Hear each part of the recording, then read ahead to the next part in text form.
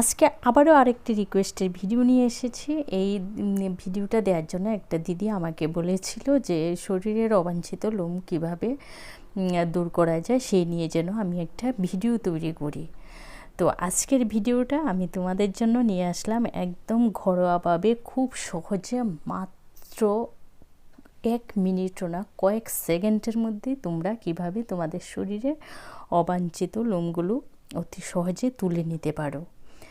পার্লারে গিয়ে হাজার হাজার টাকা খরচ না করে আমরা যদি ঘরেই এই রেমেডিগুলো ইউজ করি, আমাদের স্কিনের তো কোনো ক্ষতি হবেই না, বরং হাজার হাজার টাকাও আমাদের বেঁচে গেল।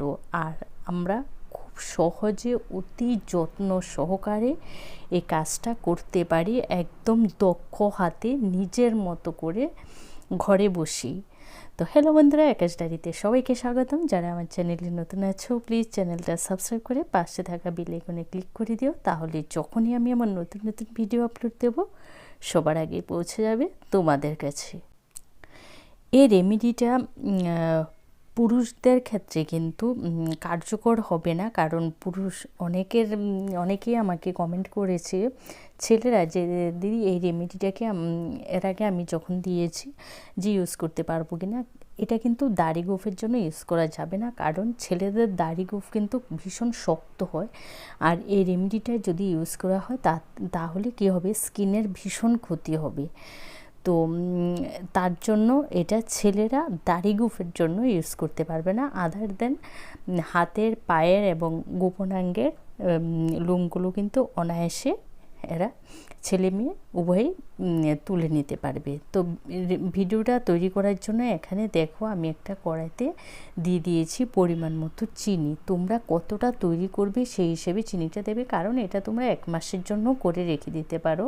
তারপরে আমি দিয়ে দিয়েছি 2 চা চামচ পাতিলেবুর রস। চিনি দিয়েছি আমি এখানে 4 থেকে 5 চামচ, আর 2 চামচ দিয়েছি পাতিলেবুর রস। এবার দেওয়ার পরে আমি কিন্তু নাড়বো না, যখন একটু বলক আসবে তারপরে আমি নেড়ে দেব। মোট কথা হলো আমরা যখন ক্যারামেল তৈরি করি ঠিক সেইভাবেই কিন্তু এটা একটু আঠালো অবস্থায় নামিয়ে নিতে হবে, কিন্তু বেশি কিন্তু ঘন করা যাবে না। এই যে তোমরা দেখতেই পাচ্ছ আর ঘনত্বটা। এবার আমি কিন্তু গ্যাসটা অফ করে দিয়েছি। এর থেকে বেশি কিন্তু এটাকে আমি ঘন করব না। যেহেতু পাতিলেবুর রস দিয়েছি তাই এটা কিন্তু একদম আঠালো হবে না। তো এমন একটা কাচের জারে তোমরা ভরে রেখে দেবে। তারপরে এখানে একটা নাইফ নিয়েছি। এই নাইফটা নিতে হবে সবজি কাটার না, এই যে আমরা ব্রেডের মধ্যে বাটার মাখি ওই ধরনের নাইফ নেবে। নিয়ে তারপরে উষ্ণ গরম অবস্থায় তোমরা হাতে পায়ে যেখান থেকে তুলতে চাও ঠোঁটের উপরে সেখানে লাগাবে। লাগানোর পরে তোমরা খাতা, লেখার কাগজ ওইও নিতে পারো, আর না হয় জিন্সের প্যান্ট ছেঁড়া আছে ওই ছোটো ছোটো পিস করে কেটে নেবে, তাও নিতে পারো। নেয়ার পরে তারপরে তোমরা এই যে ওয়াক্সটা লাগানো হয়েছে, চিনির যে ওয়াক্সটা লাগানো হয়েছে তার উপরে দেবে। দিয়ে তারপরে এই যেভাবে দেখানো হচ্ছে পশমের উল্টো দিকে টান দেবে, তাহলে দেখবে যে শরীরে পশমগুলো কিন্তু উঠে আসছে একদম কয়েক মুহূর্তের মধ্যে।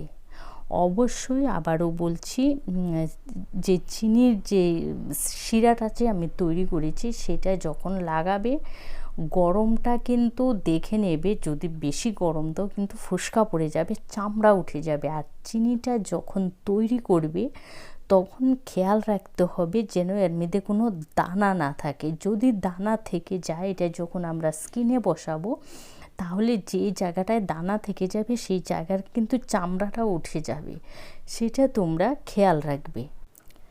আর তোমরা যদি এটা আবারও বলছি বেশি করে তৈরি করতে চাও তাহলে বেশি করে তৈরি করে কিন্তু এটা স্টোর করে রেখে দিতে পারো, নষ্ট হবে না। তোমরা এমন কাচের জারে বা জিপলক যে ব্যাগগুলো থাকে সেই ব্যাগেও তোমরা রেখে দিতে পারো, কোনো নষ্ট হবে না। কিন্তু যখন ব্যবহার করবে তখন কিন্তু একটু গরম করে নেবে, এটা ঠান্ডা অবস্থায় কিন্তু উঠবে না। আমি আবারও তোমাদের বলছি, সামান্য একটু গরম করে নেবে। আর স্কিনে প্রথমে একটু আঙ্গুল দিয়ে দেখে নেবে যে এটা ধরা যাচ্ছে কি না।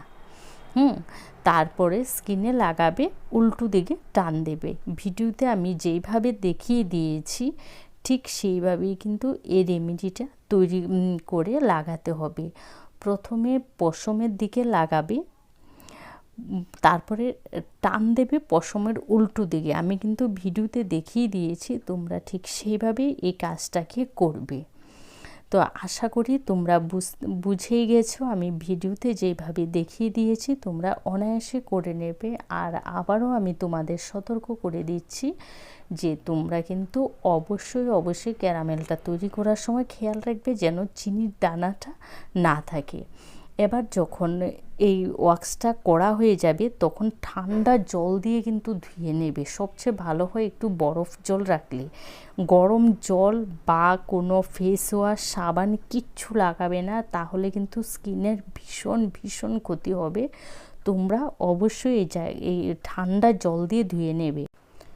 আর তোমাদের আমি বারবার বলি, প্লিজ তোমরা ভিডিওতে আমি কি বলতে চাইছি আগে তোমরা কথাগুলো শুনো, তারপরে ব্যবহার করবে, তাহলেই দেখবে খুব ভালো তোমরা রেজাল্টও পাবে। তোমরা কি করো, ভিডিওর কোনো কথা শুনো না, রেমেডি তৈরি করো, ব্যবহার করো, রেজাল্ট পাও না, তখন তোমরা কমেন্ট করতে থাকো আগে। কারণ ভিডিওর মাধ্যমে কিন্তু আমি কতগুলো টিপসও তোমাদের সাথে শেয়ার করে থাকি, এগুলো অবশ্যই মেনে চলতে হবে। তো তাই আবারও বলছি, ভিডিওটা ভালো করে শুনবে, দেখবে কি বলেছি, তারপরে রেমেডিগুলো ইউজ করবে। আর অবশ্যই যখন হেয়ার রিমুভ করবে স্কিনের, তখন কিন্তু কখনোই গরম জল বা রিমুভ করার পরপর কোনো সাবান, ফেস ওয়াশ লাগাবে না, এতে স্কিনের ভীষণ ক্ষতি হবে। প্লেন ঠান্ডা জল দিয়ে ধুবে, ধোয়ার পরে তোমরা যে ময়শ্চারাইজার ব্যবহার করো সেই ময়শ্চারাইজার ব্যবহার করে নেবে। আর আরও ভালো রেজাল্ট পেতে হলে তোমরা বাজারের কেমিক্যালযুক্ত ময়শ্চারাইজার ব্যবহার করবে না, কারণ এই সময় তোমরা কেমিক্যাল ফ্রি প্রোডাক্টগুলো ব্যবহার করবে। আগের দিনের ভিডিওতে যে আমি ময়শ্চারাইজারটা অ্যালোভেরা দিয়ে তৈরি করে দেখিয়েছি, ওইটাই তোমরা ব্যবহার করবে, ভীষণ ভালো কাজ দেবে। কারণ ওই আগের দিনের ভিডিওতে তোমরা দেখে নিও, এর আগের দিনের যে ভিডিওটা ওখানে যে আমি ময়শ্চারাইজারটা তৈরি করেছি অ্যালোভেরা দিয়ে, ওইটাই তোমরা লাগাবে। কারণ এই সব যখন কোনো ওয়াক্স করা হবে, কোনো হেয়ার রিমুভ করা হবে ফেসিয়ালের, তখন যদি তোমরা কেমিক্যালযুক্ত প্রোডাক্ট না দাও তাহলে স্কিনের জন্য ভীষণ উপকার হয়। আমার ওই ভিডিওটা তোমরা দেখে নিও, মানে ওই যে ঠোঁটের দুপাশের কালো দাগ দূর করার যে ভিডিওটা দিয়েছি, ওখানে আমি ময়শ্চারাইজার কিভাবে তৈরি করবে ঘরে সেই রেমেডিটা দিয়েছি। তো ওইটা দেখে ওই ময়শ্চারাইজারটা তোমরা ব্যবহার করবে, ভীষণ স্কিনের জন্য ভালো। ভিডিওটা যদি তোমাদের ভালো লেগে থাকে তাহলে তোমাদের আত্মীয় স্বজন, বন্ধুবান্ধব সবার সাথে বেশি করে শেয়ার করে দিও, কারণ তোমাদের একটা শেয়ার অনেকের উপকারে আসতে পারে। আর যারা আমার চ্যানেলে নতুন আছো, প্লিজ চ্যানেলটা সাবস্ক্রাইব করে পাশে থাকা বেল আইকনে ক্লিক করে দিও, তাহলে যখনই আমি আমার নতুন ভিডিও আপলোড দেব সবার আগে পৌঁছে যাবে তোমাদের কাছে। আর তোমরা কী ধরনের আরও নতুন ভিডিও পেতে চাও আমাকে অবশ্যই কমেন্ট করে জানাবে, আমি তোমাদের সাথে শেয়ার করব একদম ন্যাচারাল রেমেডি। ভিডিওটা ভালো লাগলে একটা লাইক আর কমেন্ট করে দিও। ভালো থেকো, তোমরা সুস্থ থেকো, সাবধানে থেকো। আবারও তোমাদের সাথে দেখা হবে নতুন কোনো ভিডিও নিয়ে। আজকের মতো বিদায় নিচ্ছি, টাটা।